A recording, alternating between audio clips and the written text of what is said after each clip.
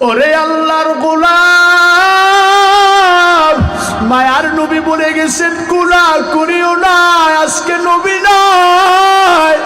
নবী আমার ডাক দিয়া বলে, ও সাহাবায়ে কেরাম, আমি নবী একদিন থাকবো না, আমি নবী একদিন বিদায় নিয়ে চলে যাব। তবে আমি নবী যখন থাকবো না, তোমরাও যখন থাকবা না, আমার উম্মত উম্মতিরা কি নিয়ে চলবে ভালো করে শুনে নাও। আমি নবী যখন বিদায় নিয়ে চলে যাব, তারা যেন দুইটা জিনিস মানে, একটা হলো আমার আল্লাহর কোরআন, দুই নাম্বার হলো আমি নবীর সুন্নাহ। ওরে আল্লাহর গোলাম, আজকে আবার নবী নয়, নবী আবার বিদায় নিয়ে চলে গেছে। নবী বলেন, আমি নবী যখন বিদায় নিয়ে চলে যাব, আমার পরে আর কোনো নবী আসবে না। ওরে আল্লাহর গোলাম, নবী নাই, অথচ নবীর সুন্নাহ এখন পর্যন্ত আছে। মায়ার নবী বলেন, আমি নবীর সুন্নাহ যারা অনুসরণ অনুকরণ করবে, আল্লাহ পাক রব্বুল আলামিন কোরআনের মধ্যে জানায় দেন, ও পয়গম্বর, আমি আল্লাহকে যারা পাইতে চায়, কুল ইন কুনতুম তুহিব্বুনাল্লাহ ফাত্তাবিউনি ইউহিব্বুকুমুল্লাহু ওয়া ইয়াগফির লাকুম যুনুবাকুম ওয়াল্লাহু গফুরুর রহিম।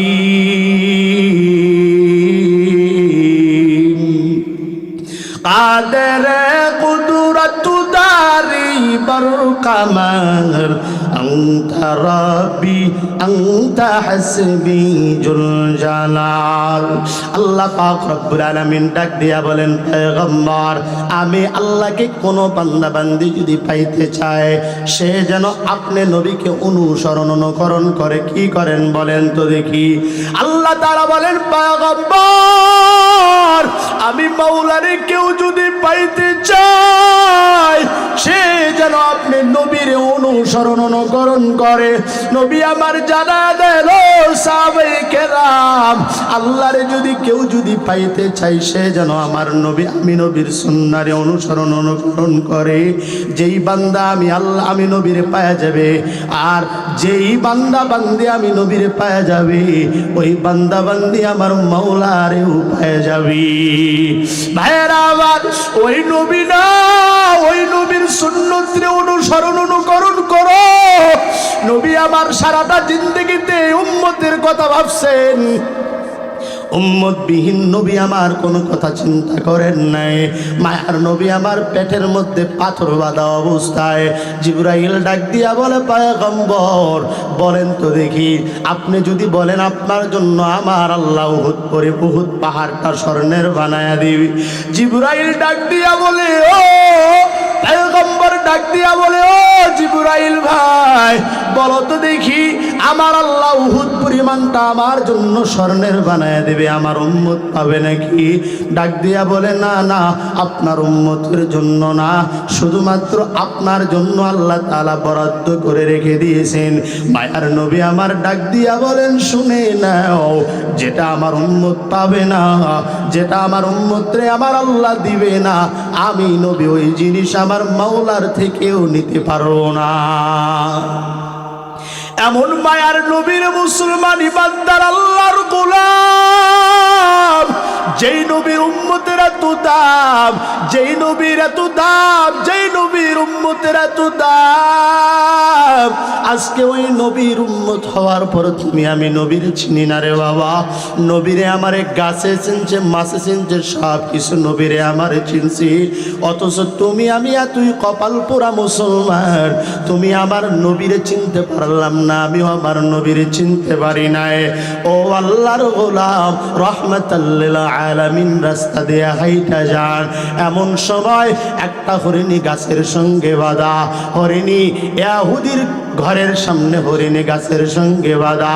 রহমাতাল লিল আলামিনকে দেখিয়া হরিণী ডাক দিয়া বলে, আল্লাহ, ওই যে তোমার পয়গম্বর আসতেছে, আল্লাহ দয়া করে মায়া করে আমার জবানটা তুমি খুলে দাও, তোমার রহমাতাল লিল আলামিনকে সালাম দিও। আল্লাহ বলেন, যাও যাও, আমি মাওলা তোমার জবানটা খুলে দিলাম।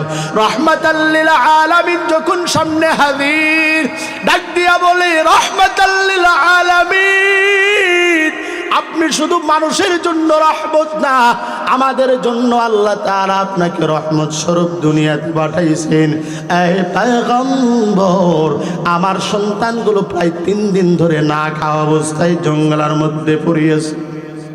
পয়গম্বর, আপনি একটু আমার জামিনদার হয়ে আমারে ছাইরা দেন, আমি শুধু জঙ্গলার মধ্যে আমার বাচ্চাগুলোর দুধ পান করায় এখানে চলে আসবো। মায়ার নবী বলেন, যাও, আমি তোমার জামিনদার হয়ে গেলাম। হরিণী ছাড়া পাওয়ার পর জঙ্গলার মধ্যে যখন দৌড় মারছি, এইদিকে ইহুদি বাসা থেকে বাহির হওয়ার পর তাকায় দেখে তার হরিণী আয়। হরিণীর জায়গায় মুহাম্মদুর রাসূলুল্লাহ সাল্লাল্লাহু আলাইহি ওয়াসাল্লাম দড়ি হাতের মধ্যে লইয়া দাঁড়ায় আছি। ডাক দিয়া বলেন, মুহাম্মদ, এই জায়গায় আবার হরিণী বাঁধা ছিল। এরে মুহাম্মদ, আমার হরিণী কই?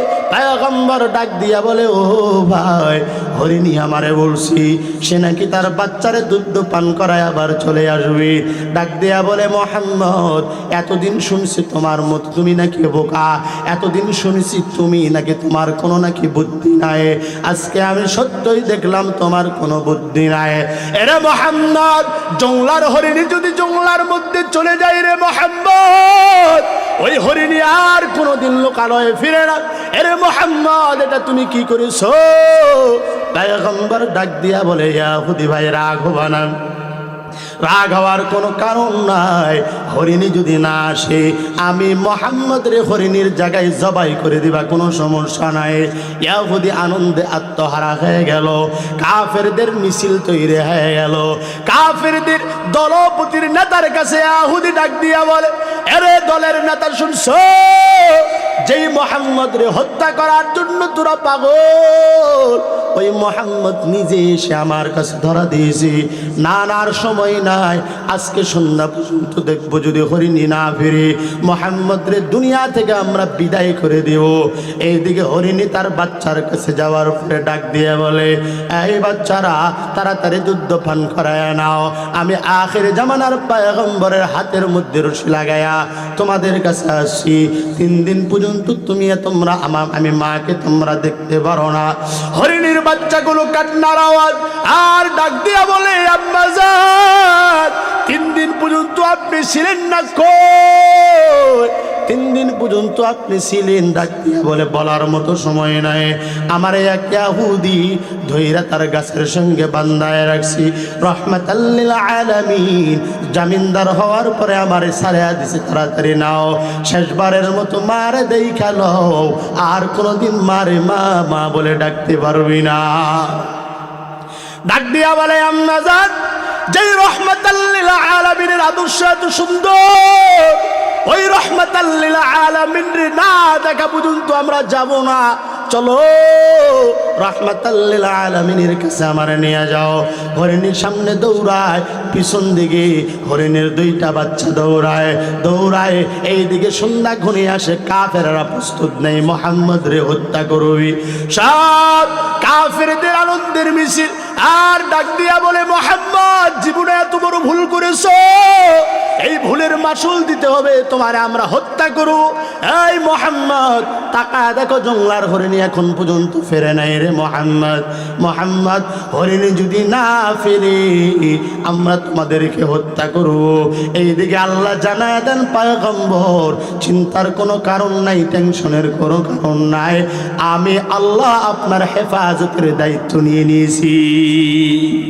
ভাইয়েরা আমার, এইদিকে হরিণী দৌড়ায়, মুহাম্মদুর রাসূলুল্লাহ সাল্লাল্লাহু আলাইহি ওয়াসাল্লাম তাকায় দেখে, শুধুমাত্র হরিণী দৌড়ায় না, হরিণীর পিছনে পিছনে 2টা বাচ্চা পর্যন্ত দৌড়ায়। কাফেররা আশ্চর্য হয়ে গেল, কি ব্যাপার? জঙ্গলার হরিণীর যদি ছেড়ে দেও, এই হরিণী আর কোনোদিন লোকালয়ে ফিরে না, আজকে কেমন জানি উল্টো হয়ে গেল। সব কাফেররা নবীর চতুর্দিক দিয়ে দাঁড়ানো, সবার হাতে অস্ত্র, কিন্তু হঠাৎ করে হরিণী দৌড়ায় গিয়া নবীর পা মোবারকের কাছে পড়ে গেলেন, রহমাতাল লিল আলামিনকে সালাম দিলেন। সালাম। ইহুদি ডাক দিয়া বলে, রে মুহাম্মদ, হরিণী তোমারে কি বলে? ডাক দিয়া বলে, ইহুদি তুমি বুঝবা না, তোমারে আমি যতই বলি তুমি তো বিশ্বাস করবা না। ইহুদি ডাক দিয়া বলে, মুহাম্মদ হরিণী তোমারে কি বলে? ডাক দিয়া বলে, হরিণী আমারে সালাম দিছে, আমারে সালাম জানায়, আর তার দেরি হওয়ার জন্য আমার পায়ের মধ্যে পড়িয়া সে মাপ চায়। ভাইরা আমার, কাফের এই দৃশ্য দেখার পরে ডাক দিয়া বলে, রে মুহাম্মদ, যেই জঙ্গলার হরিণী তোমারে চিনেছে, অথচ আমি মানুষের ঘরে জন্ম নেওয়ার পর, ওরে মুহাম্মদ, আবার তোমার সঙ্গে মক্কা নগরে থাকার পর আমরা তোমারে চিনতে পারি নাই। মুহাম্মদ, আমাদের মতো নালায়েক, আমাদের মতো বেহায়া বেলাদার কেউ নাই। আরে মুহাম্মদ, আর আমরা দেরি করতে চাই না। আমরা জানতেছিলাম না যে তুমি আল্লাহর প্রেরিত পয়গম্বর, আমরা কোনোদিন বিশ্বাস করি নাই। আজকে হরিণীর কারণে আমাদের বিশ্বাস এসে গেল যে তুমি আল্লাহর প্রেরিত পয়গম্বর। এই মুহাম্মদ, আমরা দেরি করব না, দয়া করে মায়া করে আমাদের হাতে হাত রেখে আমাদেরকে কালিমা পড়ে মুসলমান বানায় দাও। ভাইরা আমার, ওই রহমাতাল লিল আলামিন হরিণী চিনেছে, সব জঙ্গলার পশু পাখি চিনলো। আজকে তুমি আমি মানুষ রূপে জন্ম নেওয়ার পরে রহমাতাল লিল আলামিন চিনলাম না। যেই নবী আমার সারাটা জীবন শুধুমাত্র উম্মতের চিন্তা করে গেল, যেই নবী আমার উম্মতের ভাবনা ছাড়া এক সেকেন্ড অন্য কারো ভাবনা ভাবেন নাই। আদৌ নবী আমার মদিনায় শুয়ে শুয়ে কান্না করে, আল্লাহ আমার উম্মতের কি হবে, আমার উম্মতগুলো হয়ে যাবে, আমার উম্মত হাসরের ময়দানে কোথায় যাবে? এরে নবীর উম্মতের দল, আজকে ওই নবীর আদর্শ তোমার মধ্যে নাই, ওই নবীর সুন্নাহ তোমার মধ্যে নাই, ওই নবীর সুন্নাহ তুমি আমি আজকে মানতে পারি না রে বাবা। রাহমাতাল লিল আলামিন তায়েফ শহরের মধ্যে গিয়েছেন দাওয়াত দেওয়ার জন্য, ইহুদিদেরকে দাওয়াত দেন, ওরে ইহুদি, এক আল্লাহ ব্যতীত অন্য কারো ইবাদত তোমরা করবা না। কারণ আল্লাহ সুন্দর করে জানায় দেন, ক্বাদা রাব্বুকা আল্লা তা'বুদু ইল্লা ইয়াহু ওয়া বিল ওয়ালিদাইনি ইহসানা। আল্লাহ পাক রব্বুল আলামিন সুন্দর করে জানায় দেন, আমি আল্লাহর ইবাদত কর, আমি আল্লাহ ব্যতীত অন্য কারো ইবাদত তোমরা করবা না। ভাইরা আমার, রহমাতাল লিল আলামিন দাওয়াত দেন, ইহুদি খবরদার, আল্লাহ ব্যতীত কাকে আল্লাহ বলে মানবা না। ও আল্লাহর উপরই মানানো, ওই আল্লাহকে বিশ্বাস কর। ইহুদিরা ডাক দিয়া বলে, কি ব্যাপার, তোমার বাসা কোথায়? আমার বাসা মক্কায়। নাম কি? মুহাম্মদ। কেন আসছো?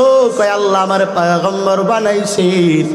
ডাক দিয়া বলে, তোমার মতো বেহায়া, তোমার মতো একটা নিকৃষ্ট মানুষকে আল্লাহ নবী বানাবেন আমরা বিশ্বাস করি না।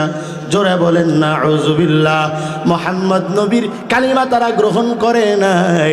নবী আমার যখন দুঃখ পাওয়ার পরে যখন ফিরে আসবেন, এমন সময় তায়েফের মানুষজন ছোট্ট ছোট্ট বাচ্চাদেরকে নবীর পিছনে লেলায়া দিল। আর ডাক দিয়া বলে, রে তায়েফের সন্তান শুনো, ওই যে মুহাম্মদ নামের এক পাগল মক্কা থেকে আসছে দাওয়াত দেওয়ার জন্য। বাপ দাদার ধর্ম নাকি বাদ দিয়ে তার ধর্মটা গ্রহণ করতে হবে। এই তায়েফের বাচ্চারা, যাও যাও, ওই পয়গম্বরকে, ওই নবীকে, ওই মুহাম্মদকে তোমরা পাথর মারো, পাথর মারতে থাকো। নবীর গায়ের মধ্যে তায়েফের বাচ্চাগুলো যখন, কাফেরেরা যখন পাথর মারা শুরু করলো, নবীর পাথর মারতে মারতে নবীর কপাল মোবারক ফেটে যায়। নবীর কপাল ফেটে ফেটে রক্তের ফোঁটা যখন জামা বয়ে বয়ে যখন নিচের দিকে যাওয়া শুরু করে দিল, এমন সময় তায়েফের মাটি আমার আল্লাহকে ডাক দিয়া বলে, হে মালিক, তোমার বন্ধুরে মারছে তুমি সহ্য করতে পারো, কিন্তু আমি তায়েফের মাটি তোমার বন্ধুর রক্ত সহ্য করতে পারবো না। তায়েফের মাটি আল্লাহকে ডাক দিয়া বলে, মালিক, তোমার বন্ধুরে তায়েফের মানুষেরা মারে, আর তুমি বইয়া বইয়া দেখো। আল্লাহ খবরদার, তোমার বন্ধুর রক্ত ফোঁটা, এক ফোঁটা রক্তের ফোঁটা যদি আমি আমার তায়েফের মধ্যে যদি পড়ে, আমি পুরা তায়েফ শহরটা উল্টায় পাল্টায় ফেলে দেব।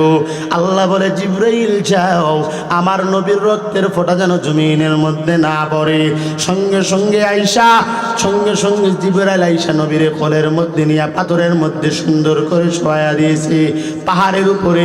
আর জিবরাইল ডাক দিয়া বলে, পয়গম্বর, আপনি যদি দুঃখ পান, আপনি যদি কষ্ট পান, ও নবী আমার, আপনি শুধু একবার বলেন, পুরা তায়েফ শহরটারে আমি উল্টায় পাল্টায় শেষ করে ফেলাবো। নবী আমার রক্তের ফোঁটা পড়তেছেন, তবুও নবী নিজের কষ্টের কথা বলিয়া ডাক দিয়া বলেন, জিবরাইল তুমি বলছো ওই তায়েফ নাকি তুমি ধ্বংস করে দিবা? জিবরাইল বলো তো দেখি, তুমি যদি তায়েফ শহরে ধ্বংস করে দাও, আমি নবী কেমনে তায়েফবাসীদেরকে কালিমার দাওয়াত দিব? ওগো নবীর উম্মতেরা হয়ে আজি দিশাহারা, কোরআন হাদিসের চলো যখন যাহা চাই মনে, নবী বিনে কে তরাবেন পুনসিরাত মিজানে, নবী বিনে কে তরাবেন পুনসিরাত মিজানে। চল চল চল মুমিন চলো নবীর সন্ধানে, নবী বিনে কে তরাবেন পুনসিরাত মিজানে। উম্মতের কান্ডারি নবী কান্দেন উম্মতের লাগি, এখনো কান্দেন নবীজি শুয়ে মদিনার প্রাণে, নবী বিনে কে তরাবেন পুনসিরাত মিজানে, নবী বিনে কে তরাবেন পুনসিরাত মিজানে। এমন মায়ার নবী আমার, পিতা মাতা নাই যে তাহার, তারপরে তেও কত মারা মারলো তারে দুশ্মনে, নবী বিনে কে তরাবেন পুনসিরাত মিজানে, নবী বিনে কে তরাবেন পুনসিরাত মিজানে। এমন নবীর, এমন মায়ার নবী আমার,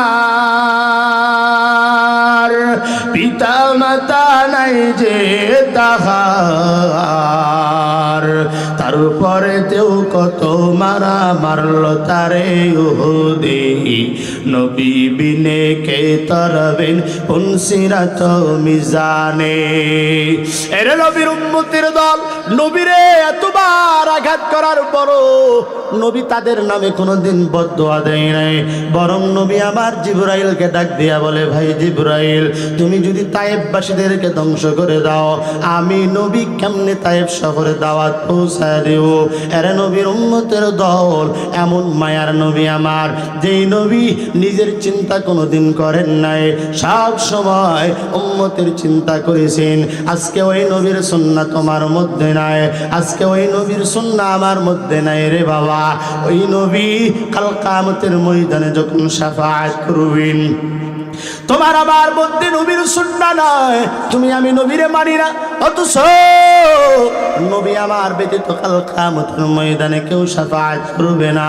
শাফাআতকারী যদি কেউ না হয়, তাহলে দরকার দুনিয়াতে যতদিন পর্যন্ত আসো আল্লাহর দরবারে তওবা করে নাও, হে মালিক, আমার মতো গুনাহগার, আমার মতো নাফরমান, আমার মতো বেহায়া, আমার মতো বেলাদা বান্দা তোমার জমিনে আর কেউ নাই। আল্লাহ দয়া করে মায়া করে তুমি আমারে মাফ করে দাও। তওবা করার পরও 5 ওয়াক্ত নামাজ পড়বা, আল্লাহর দরবারে কান্নাকাটি করবা, আর বেশি বেশি নবীর সুন্নাহ মানবা। যারা বেশি বেশি নবীর সুন্নাহ মানবে, কাল কিয়ামতের ময়দানে নবী যেন তার দেখলেই চিনতে পারবে।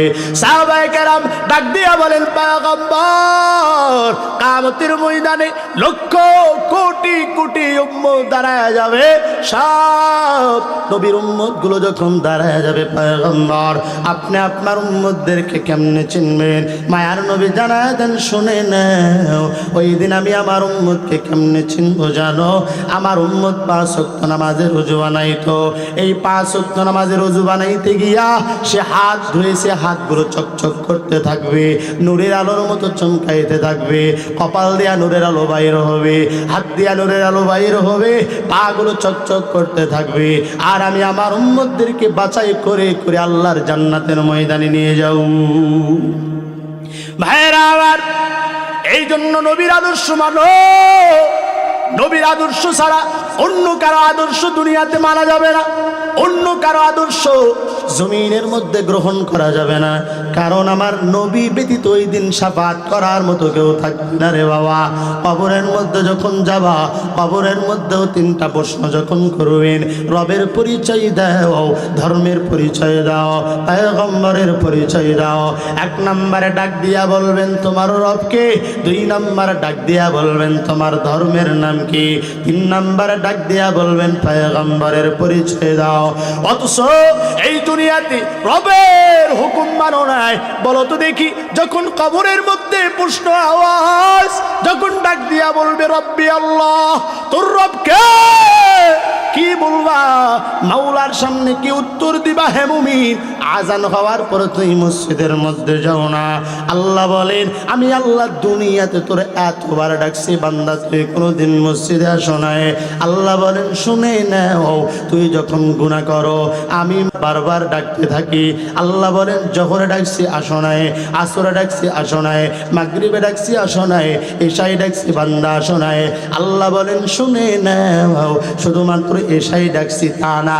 আল্লাহ বলেন, ওই তাহাজ্জুদের সময় সবাই যখন ঘুমের মধ্যে কাতর, আমি আল্লাহ প্রথম আসমানে এসে ডাক দিয়া বলি, বান্দা জীবনে তুই গুনাহ করেছো, আমি মাওলার দরবারে তোর গুনাহগুলো মাফ চাইয়া নাও রে বান্দা। জীবনে এত গুনাহ করেছো, মৃত্যু হইতে দেরি, জাহান্নামে যাইতে দেরি হবে না। এই বান্দা কত গুনাহ করেছো, আমি মাওলার দরবারে মাফ চাও। অথচ না না, মাওলার দরবারে গুনাহ মাফ চাইতে পারো না, আজকে নবীর সুন্নাহ মোতাবেক চলতে পারো না, নবীর সুন্নাহ নিজের মধ্যে আনো না। অথচ সাহাবায়ে কেরাম নবীর এত মহব্বত করেছেন, সাহাবায়ে কেরাম নবীর এত ভালোবেসেছেন, নবীর এত অনুসরণ অনুকরণ করেছেন। হযরত ওমর রাদিয়াল্লাহু তাআলা আনহু বলেন, আমার জিন্দেগি ছিল একটা বেদিনের জিন্দেগি, আমি তো ছিলাম একজন মুশরিক, আমার মধ্যে তো কোনো ঈমান ছিল না। আমি দামি হওয়ার কারণ হলো আমার নবী মুহাম্মদুর রাসূলুল্লাহ সাল্লাল্লাহু আলাইহি ওয়াসাল্লাম। আবু জাহাল সহকারে আবু লাহাব, উতবা, শাইবা, এইদিকে হযরতে ওমর ইসলাম গ্রহণ এখন পর্যন্ত করেন নাই। হযরতে ওমর যখন ইসলাম গ্রহণ করেন নাই, কাফেরদের মধ্যে সব থেকে দলপতি শক্তিশালী নেতা হলেন ওমর। ওমরের কাছে গিয়া সবাই মিলে যখন বিচার দেওয়া শুরু করলো, আবু জাহাল ডাক দিয়া বলে, রে ওমর, তুমি মুহাম্মদের চিনো নাকি? ডাক দিয়া বলেন, না। মুহাম্মদ আবার কি? কই মক্কা নগরীর মধ্যে থাকে আব্দুল্লাহর ছেলে মুহাম্মদ তার নাম, সে নাকি আল্লাহর প্রেরিত পয়গম্বর, নিজেকে নবী বলে দাবি করে। এখন কি হয়েছে বলো? ডাক দিয়া বলে, সে নিজেকে নবী বলে দাবি করে করুক, তাতে কোনো সমস্যা নাই, কিন্তু আমগো ধর্মের বিরুদ্ধে সে কথা বলে, আমাদের ধর্মের বিরুদ্ধে কথা বলে, এক আল্লাহর ইবাদতের কথা বলে। হযরত ওমর ডাক দিয়া বলে, কি করব? আবু জাহাল বলো তো দেখি এখন কি করা উচিত? ডাক দিয়া বলে, রে ওমর, ওই মুহাম্মদকে হত্যা করো, দুনিয়া থেকে বিদায় করে দাও। হযরত ওমর চিন্তা করলেন, আগে তো কোনো মানুষের উপর দোষারোপ করা ঠিক হবে না, আমি দেখতে চাই মোহাম্মদ আসলেই খারাপ নাকি। যেহেতু আবু জাহাল একটা কথা বলছে, আগে সাক্ষর দরকার, প্রমাণের দরকার। এই মনে করিয়া নবী আমার যখন জোহরের নামাজ পড়ার জন্য ঢুকবেন, তার আগেই এইদিকে ওমর মসজিদের সামনে গিয়া হাজির হয়ে গেছেন, কিন্তু নবীর চেহারা দেখতে পারেন নাই। নবীর পিছন সাইডে হযরত ওমর দেখছেন, হাতগুলো দেখছেন, নবীর ঘাড়টা দেখছেন, নবীর কোকড়ানো চুলগুলো দেখছেন, নবীর কানটা দেখছেন। সাহাবীদেরকে ডাক দিয়া বলে, হে আল্লাহর নবীর সাহাবীরা, আমি ওমর যখন ইসলাম গ্রহণ করি নাই, ওই নবীর সাক্ষ্য প্রমাণের জন্য যখন নবীরে দেখতে গেলাম, মুহাম্মদরে যখন দেখতে গেলাম, আমি যেই দিন মুহাম্মদ নবীর হাত দেখেছি, ওই দিনে মুহাম্মদ নবীর উপর আমি ওমর দুর্বল হয়ে গেছি। ডাক দিয়া বলে, যেই দিন হাত দেখলাম এত সুন্দর, নবীর হাত এত সুন্দর, এত সুন্দর হাত আমি জমিনের মধ্যে কারো দেখি নাই। নবীর চুলগুলো কোকড়ানো কোকড়ানো, নবীর ঘাটটা এত সুন্দর, আমি কোনোদিন এত সুন্দর মানুষ দেখি নাই।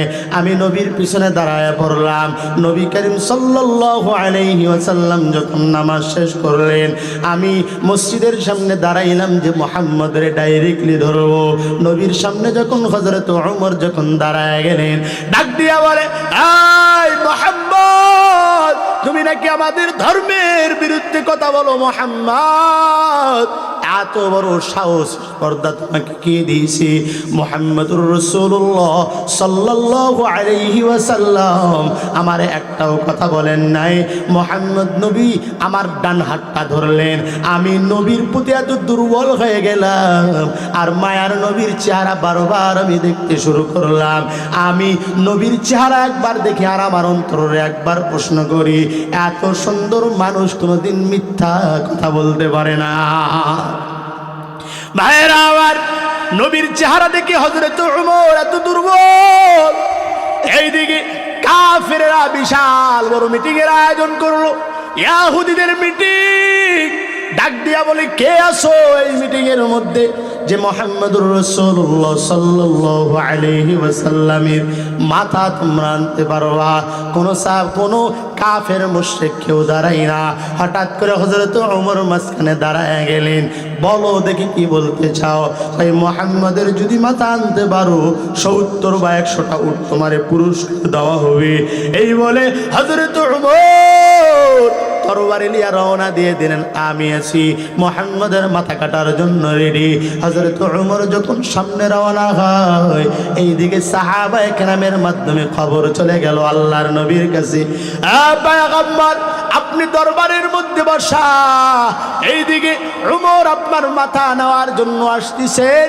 হযরত আলী ডাক দিয়া বলেন, পয়গম্বর আমাকে একটা বার হুকুম দেন, আমি ওমরের মাথা জমিন থেকে আলাদা করে দেব। ডাক দিয়া বলেন, না না আলী উত্তেজিত হয়ে না, চুপ করে থাকো।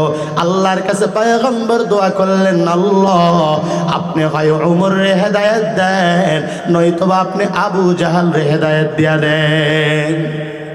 ভাইরা আমার, আল্লাহ তাআলা আবু জাহেলের হেদায়েত দান করেন নাই, তবে ওমররে আল্লাহ ইসলামের জন্য পছন্দ করেছেন। হযরত ওমর ইসলামের প্রতি এত দুর্বল হয়ে যায়। হযরত ওমর যখন রাস্তা দিয়ে চলতেছেন, হঠাৎ করে এক সাহাবীর সঙ্গে দেখা। ভাই ওমর কই যাও? কই মুহাম্মদের মাথা আনতে যায়। কই কেন যাও? মুহাম্মদ রে তোমার কিছু বলছে কি? কই না। মুহাম্মদ তোমার ক্ষতি করছে নাকি? কই না। মুহাম্মদ তোমার ঘর বাড়ি জ্বালায় দিয়েছে? কই না। মুহাম্মদের সঙ্গে তোমার শত্রুতা আছে নাকি? কই না। তাহলে কেন যাও? মুহাম্মদ তোমার কিছুই করে নাই, অথচ ওই মুহাম্মদ রে হত্যা করার জন্য যাও। কেন যাও? ডাক দিয়া বলে, কেন যাই জানোনি?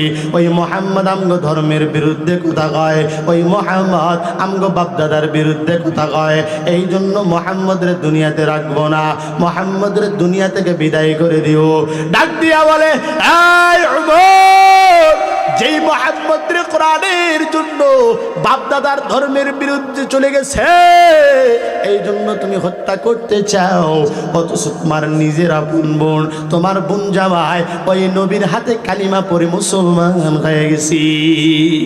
আগে নিজের ঘর সামলাও, তারপরে মুহাম্মদ রে হত্যা করুন। চলে গেছেন হযরত ওমর নবীর দরবারে না গিয়া বোনের বাসায় হাজির হয়ে গেল।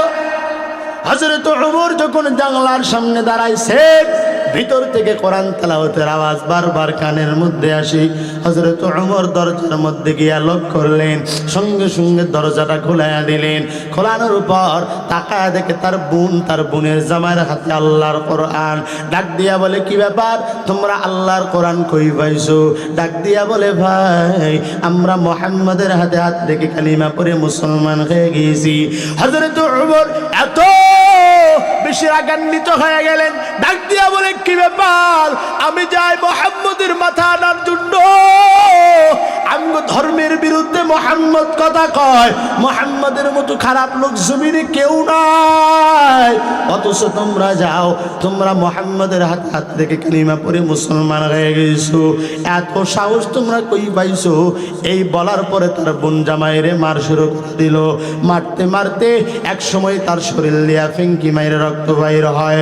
যখন বোনটা আগাইতে যায়, বোনরেও আঘাত করা শুরু করে দিল।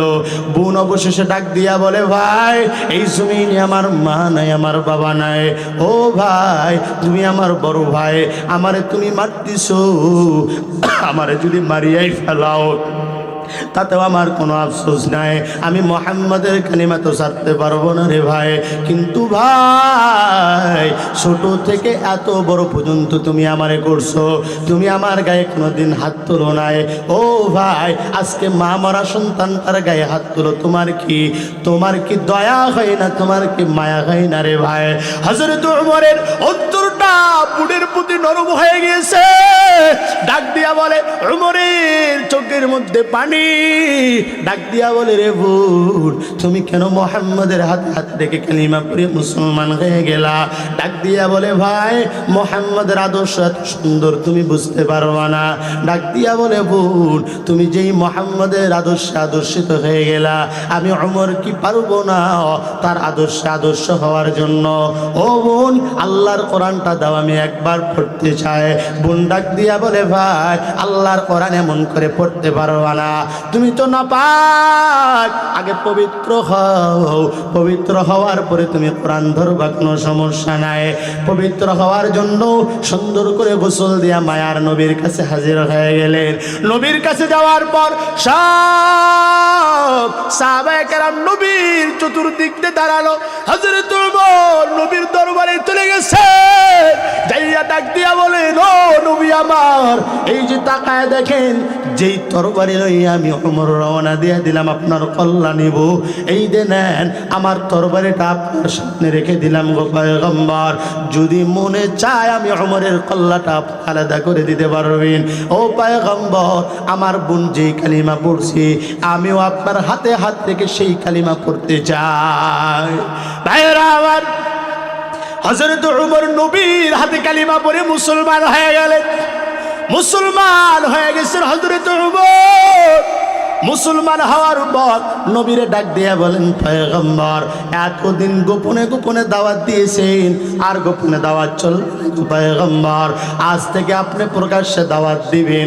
এমন কোনো এই মক্কা নগরীর মধ্যে এমন কোনো কাফেরদের নেতা নাই, এমন কোনো ইহুদির সন্তান নাই যে আপনাকে দিন প্রচারের ক্ষেত্রে বাধা দেবে গো পয়গম্বর। চলেন আজ থেকে আমি ওমর সামনে চলে যাব, আর আমার পিছনে আপনি চলে আসবেন। আপনার হাত যদি কেউ দিতে চায়, আমি ওমর বলে দিলাম দুনিয়া থেকে তার আস্ত পর্যন্ত রাখবো না। ভাইয়েরা আমার, হযরত ওমর ছিলেন মুশরিক, অথচ আল্লাহর নবীর হাতে যখন হাত রেখে যখন কালিমা পড়ে মুসলমান যখন হয়ে গেলেন, হযরত ওমর এত দামি হয়ে গেল, এত দামি, এত পরিমাণের দামি হযরত ওমর। দামি হওয়ার কারণে আল্লাহ তার দুনিয়াতেই জান্নাতের সার্টিফিকেট আল্লাহ দান করে দিয়েছি। ভাইরা আমার, হযরত ওমর জান্নাতের সার্টিফিকেট পাওয়ার পর কান্নার আওয়াজ। হযরত আলী জান্নাতের সার্টিফিকেট পেয়েছেন, অথচ দুনিয়াতে সারাটা জীবন কান্না করে গেছেন। হযরত উসমান রাদিয়াল্লাহু তাআলা আনহু যখন কবরের পাশ দিয়া যাইতেন এত পরিমাণের কান্না করতেন, সাহাবায়ে কেরাম ডাক দিয়া বলেন, উসমান এত কান্না করেন কেন? হযরত উসমান রাদিয়াল্লাহু তাআলা আনহু ডাক দিয়া বলেন, ও সাহাবায়ে কেরাম ভালো করে শুনে নাও, আমি উসমান রাদিয়াল্লাহু তাআলা আনহু যখন কবরের পাশ দিয়া যায়, আমি উসমানের মনে হয় কবরের মধ্যে আমার সঙ্গে কেমন ব্যবহার হবে। কারণ মায়ার নবী ডাক দিয়া বলেছে, এক জাররা পরিমাণ কুড়া লইয়া যদি কেউ কবরে যায়, ওই কবরের দুই পাশের মাটি এত জোরে চাপ মারবে, পাজরের হাড়গুলো ভেঙে এক পাশ থেকে আরেক পাশের মধ্যে চলে যাবে। ও আল্লাহর গোলাম, ওই সাহাবীরা নবীর হাতে হাত রেখে কালিমা পড়ে মুসলমান হওয়ার পরে আল্লাহ তাদেরকে এত দামি বানায়া দিয়েছেন। তুমি আমি নবীর হাতে হাত রাখতে পারি নাই, তুমি আমি নবীর উম্মত হইয়া আজকে আমার আল্লাহ বারবার ডাকে, বান্দা মসজিদে যাও, বান্দা মসজিদের মধ্যে আসো। বান্দা কত গুনাহ করেছো, আমি মাওলার কাছে গুনাহগুলো মাফ চাও, অথচ তুমি আমি আজকে মসজিদে যাইতে পারলাম না, আল্লাহর দরবারে নিজের গুনাহগুলো মাফ করে নিতে পারলাম না। ওরে আল্লাহর বান্দা, মনে কি করেছো? এই দুনিয়াতে সারাটা জীবন থাকবা না হে আল্লাহর গোলাম। আল্লাহ বলেন অবশ্যই প্রত্যেকটা ব্যক্তির একদিন মৃত্যু হবে, সবাই একদিন কবরে আসবে। ও বাবারা, এই জমিনের মধ্যে আমার নবী নাই, আর তুমি আমি নবীর উম্মত হইলাম, আমরা কি মরবো না? 63 বছরে আমার নবীর জিন্দেগি শেষ হয়ে গেল, আমার নবী কবরের মধ্যে চলে গেলেন। ও বাবারা, আজকে তুমি কি মরবা না? তুমি কি মনে করেছো তোমার মরণ হবে না? আর মাওলার দরবারে কত গুনাহ করবি রে যুবক, ও বৃদ্ধ বাবা, ও পদ্মারে রাম্মাজান, মাওলার দরবারে চাও, হে মালিক, আমার মতো গুনাহগার, আমার মতো নাফরমান তোমার জমিনে আর কেউ নাই। আল্লাহ, আমি নামাজ পড়তে পারি নাই রে মালিক, তুমি আজান দিয়েছে মুয়াজ্জিন, আমি মসজিদের মধ্যে যাই নাই। আল্লাহ, আমার 40টা বছর আমি কাইটা দিলাম তোমার নাফরমানির জিন্দেগিতে। ও আল্লাহ, আমি জানি আমি মৃত্যুবরণ করলে তুমি জাহান্নামে দিবা, তবে মাওলা তুমি তো বলেছো আমি যদি খাঁটি নিয়তে খালেস নিয়তে তওবা করি, তুমি নাকি আমার জীবনের সব গুনাহগুলো মাফ করে দিবা। আল্লাহর দরবারে চাও, আল্লাহর দরবারে কান্না করো, আর নিশিরাইতে উঠে তাহাজ্জুদের নামাজ পড়ে পড়ে মাওলার দরবারে যাও, হে মালিক তুমি আমারে মাফ করে দাও। আল্লাহ, আর আমি গুনাহ করব না রে মালিক, কারণ মায়ার নবী বলেন জাহান্নামের আগুন এত কঠিন হবে, দুনিয়া থেকে 9,30,00,000 মাইল উপরে সূর্যের তাপ সহ্য করতে পারি না। ও বাবারা, ওই জাহান্নামের আগুন সহ্য করার মতো তোমার আমার ক্ষমতা নাই। সাহাবায়ে কেরাম জাহান্নামের ভয়ে কান্নার আওয়াজ নবীকে ডাক দিয়া বলে, ও নবী, না জানি আমি উমরকে আল্লাহ জাহান্নামে দেয়, অথচ জান্নাতের সার্টিফিকেট আমার আল্লাহ দিয়ে দিয়েছেন। সারাটা জীবন কান্না করে গেলেন জাহান্নামের ভয়ে, কবরের আযাবের ভয়ে। আজকে তুমি আমি জান্নাতের সার্টিফিকেট পাই নাই, অথচ তুমি আমি আজকে মাওলার দরবারে কান্না করতে পারি না, আমার মাওলার দরবারে ঠিকমতো ইবাদতটুকু করতে পারি না। এই মহাদেবপুর এলাকার মুসলমানেরা, আজ থেকে নিয়ত করে দাও, এ দয়ার মালিক, আর আমি গুনাহ করব না, আর নামাজ ছাড়ব না, তোমার নবীর সুন্নাত ছাড়ব না রে আল্লাহ। আল্লাহ, তুমি দয়া করে মায়া করে তোমার নবীর সুন্নাত পালন করে কবরে যাওয়ার মতো তুমি তৌফিক দান করে দিও। সকলে বলি আল্লাহুম্মা আমিন। আল্লাহ আমাদের সকলকে নবীর সুন্নাহ মেনে, আল্লাহ পাক রব্বুল আলামিনের হুকুম মেনে দুনিয়া থেকে বিদায় নেওয়ার মতো তৌফিক দান করুক। সকলে বলি আল্লাহুম্মা আমিন। আখির দাওয়ানা আলহামদুলিল্লাহি রাব্বিল আলামিন। আসসালামু আলাইকুম ওয়া রাহমাতুল্লাহ।